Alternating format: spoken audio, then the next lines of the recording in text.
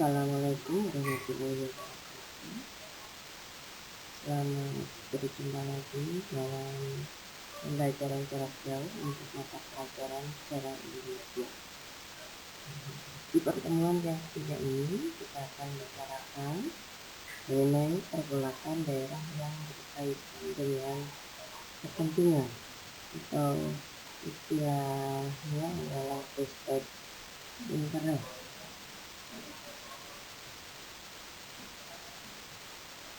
Ada 3 pergolakan daerah yang berkaitan dengan kepentingan. Yang pertama itu adalah Angkatan Perang Ratu Adil atau APRA. Kemudian yang kedua itu adalah RMS atau Republik Maluku Selatan. Dan yang ketiga adalah Gerakan Andi Agis.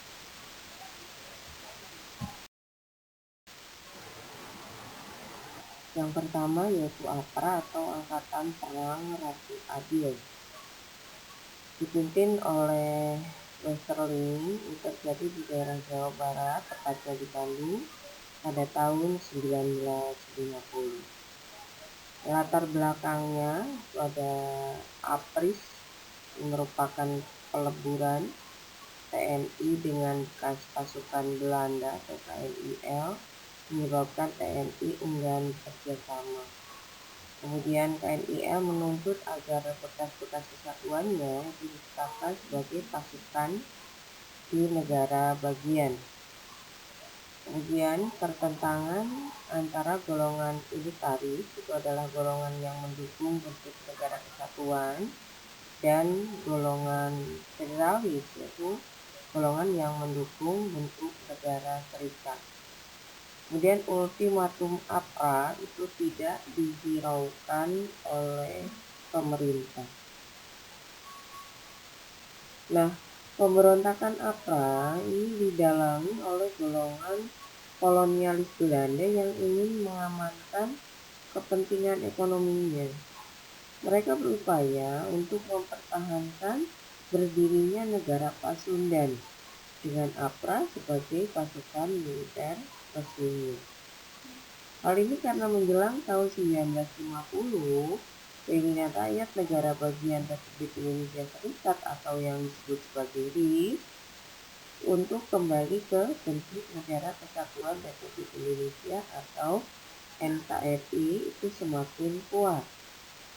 Satu persatu negara bagian memilih bergabung dengan ekonomi. Namun, hal ini dianggap sebagai suatu ancaman bagi Belanda karena menginginkan Indonesia terpecah belah melalui negara-negara bagiannya di dalam RIS.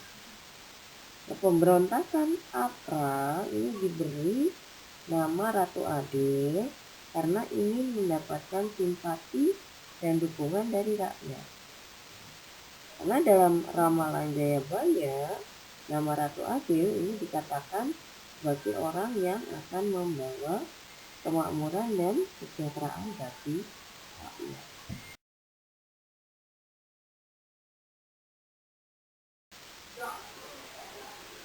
Tujuan APRA adalah menjadikan APRA sebagai tentara di negara Pasundan.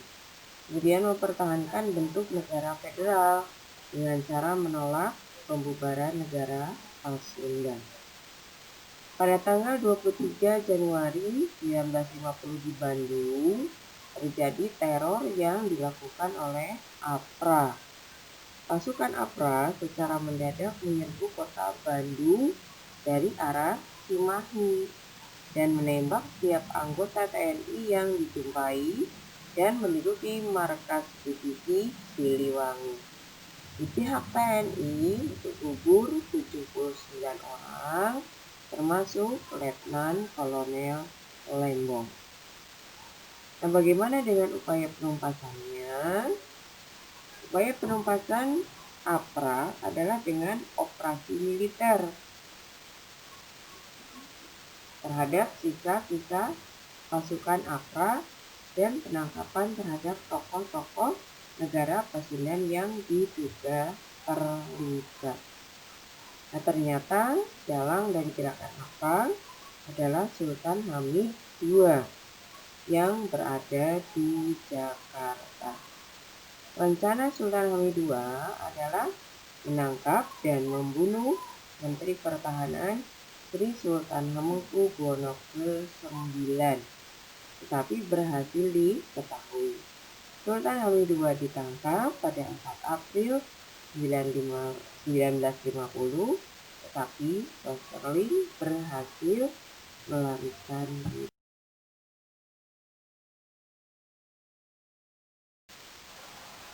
Nah, perhatikan gambar berikut ini adalah tokoh nasional Republik Indonesia pada saat terjadi APRA, yaitu ada Sri Sultan Hamengkubuwono ke-9 yang pada saat terjadi APRA menjabat sebagai Menteri Pertahanan yang menjadi target penculikan dan pembunuhan APRA yang didalangi oleh Sultan Hamid II. Rencana jahat Sultan Hamid II direncanakan pada saat Sri Sultan Hamengkubuwono ke-9 akan menghadiri rapat kabinet, tetapi berhasil diketahui dan dilakukan tindakan preventif dengan cara menunda sidang kabinet. Kemudian ada juga Letnan Kolonel Lembong. Ini adalah seorang letnan kolonel yang gugur akibat teror yang dilakukan oleh APRA. Nah, sedangkan dari APRA itu ada Raymond Westerling, merupakan pemimpin pemberontakan APRA. Selain melakukan teror di Bandung pada saat pemberontakan APRA, Westerling juga pernah melakukan pembunuhan massal di Sulawesi Selatan pada tahun 1946. Kemudian ada Sultan Hamid II. Ini merupakan pendukung Westerling dan dalang gerakan APRA yang merencanakan penculikan dan pembunuhan terhadap Menteri Pertahanan Sri Sultan Hamengkubuwono ke-9. Gerakan yang kedua adalah RMS atau Republik Maluku Selatan. Ini dipimpin oleh Mr. Dr. Christian Robert Stephen Soumofil yang merupakan bekas Jaksa Agung Negara Indonesia Timur. RMS merupakan gerakan separatis yang menolak berintegrasi dan ingin membentuk negara sendiri yang lepas dari negara Indonesia Timur, merupakan salah satu negara bagian di dalam BRICS maupun NKRI. Jadi kalau gerakan separatis itu tujuannya pasti memisahkan diri. Nah, RMS ini dimotori oleh para mantan KNIL. KNIL itu adalah pasukan Belanda tetapi berasal dari orang-orang Indonesia. Dan dilatar belakangi kekhawatiran status mereka terhadap hasil konferensi meja bundar. Rakyat kemudian dihasut agar menentang terbentuknya kembali NKRI dan menolak kedatangan APRI atau Angkatan Perang Republik Indonesia Serikat dari Jawa ke Maluku. Nah, RMS diproklamirkan oleh Soumofil pada tanggal 25 April 1950 dan menetapkan Ambon sebagai ibu kota dan didukung oleh orang-orang yang pro Belanda dan mantan KNIL atau tentara Belanda yang berasal dari orang-orang Indonesia. Upaya penumpasan RMS ini melalui dua jalan. Yang pertama itu adalah dengan cara damai, itu mengirim Dr. Leimena, tetapi kedatangan Leimena ini ditolak oleh Soumofil. Soumofil malah meminta bantuan dan perhatian dari masyarakat internasional, terutama dari Belanda, Amerika Serikat dan Komisi PBB untuk Indonesia. Nah, kemudian jalan yang kedua adalah dengan kekuatan bersenjata. Karena dengan cara damai itu tidak berhasil, maka diikuti dengan cara yang kedua, yaitu mengirimkan ekspedisi militer di bawah pimpinan Kolonel Alex Tawilarang yang menjabat sebagai Panglima Tentara Teritorium Indonesia Timur. Gugur dalam gerakan operasi militer ketiga itu adalah Letkol Slamet Riyadi dalam upaya merebut benteng Victoria. Pada tanggal 28 September 1950, Apris berhasil menguasai Ambon. Comokil tertangkap di Pulau Seram. Sedangkan tokoh RMS lainnya ini banyak yang melarikan diri ke Belanda. Karena Belanda memberikan tempat dan perlindungan bagi tokoh-tokoh RMS. Nah, pada perkembangan selanjutnya, dari Belanda inilah tokoh-tokoh RMS kemudian mengendalikan aktivitas RMS di Maluku. Bahkan sampai lama. Baru setelah kemudian RMS terjadi konflik dengan Belanda, maka kemudian RMS atau ini RMS tidak mendapatkan perhatian lagi dari Belanda. Yang tiga adalah pemberontakan Andi Aziz. Itu berlangsung di Makassar, Sulawesi Selatan, dipimpin oleh Andi Aziz, seorang mantan perwira KNIL. Ingat lagi bahwa KNIL itu adalah pasukan Belanda yang berasal dari orang Indonesia. Nah, Andi Aziz juga merupakan seorang mantan ajudan Presiden negara Indonesia Timur. Latar belakang pemberontakan Andi Aziz dilatar belakangi oleh penolakan Andi Aziz terhadap masuknya pasukan Apris atau TNI ke wilayah Sulawesi Selatan.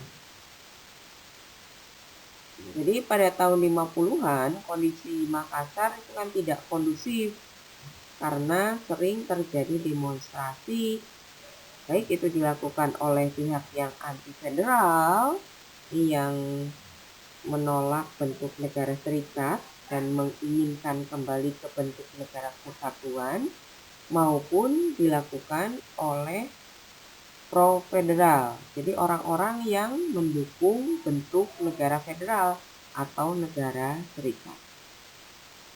Nah, di tengah situasi yang tidak kondusif, ada berita bahwa pemerintah RI akan mengirimkan Apris ke Makassar.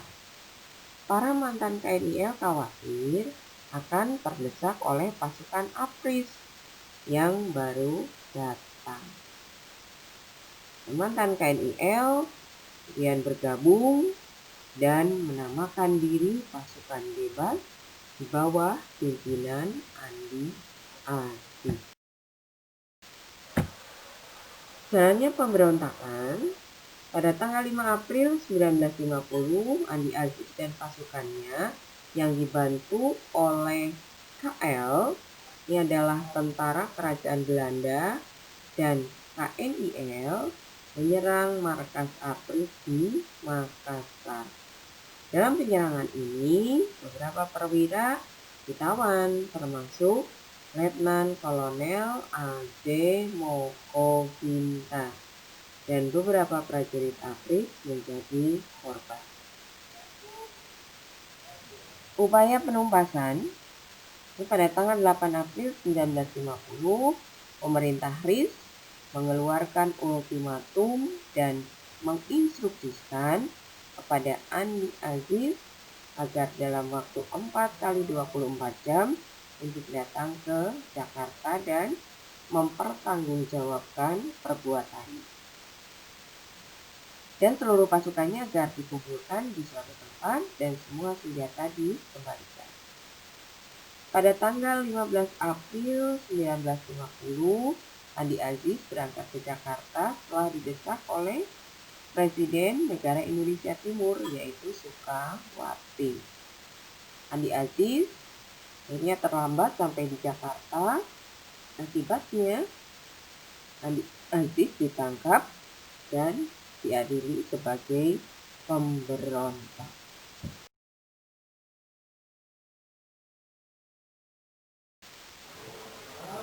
Nah, demikian materi kita untuk kali ini. Semoga kalian bisa memahami mengenai pergolakan daerah yang disebabkan oleh kepentingan. Jadi kita simpulkan bahwa dari ketiga pergolakan itu semuanya masih ada kaitan dengan Belanda atau digerakkan oleh tentara Belanda yang berasal dari orang Indonesia atau mantan KNIL. Nah, intinya adalah kekhawatiran dari para mantan KNIL akan terjadi perubahan apabila bentuk negara federal ini beralih ke bentuk negara kesatuan Republik Indonesia. Nah, terima kasih atas segala perhatiannya. Assalamualaikum warahmatullahi wabarakatuh.